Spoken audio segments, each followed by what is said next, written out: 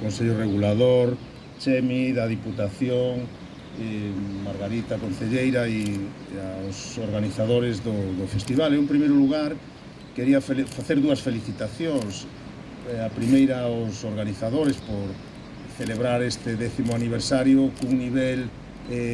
musical tan elevado aquí no Barco de Valdeorras, e tamén felicitar ao alcalde do Barco de Valdeorras por ter a sorte de ter uns promotores e que poidan organizar un dos festivales máis importantes dos que se celebran agora en Galicia, e que temos a honra de que estén incluídos nos concertos do Xacobeo. Sabedes que unha programación que o ano pasado pois foi quen de atraer a máis de 1,5 millón de persoas en 180 acontecementos. E o Silfest, pois, bueno, é un deses festivais que xa leva formando parte do Xacobeo, dos concertos do Xacobeo, desde o anterior Xacobeo 21-22, o cal, pois, da importancia que para nós ten este acontecemento nunha comarca que acaba de celebrar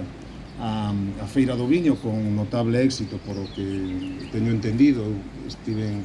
a sorte de estar na presentación, pero non puden vir ao longo da fin de semana, e que tamén encadena acontecementos que a están poñendo, pois, bueno, como un dos destinos de interior máis importantes de Galicia,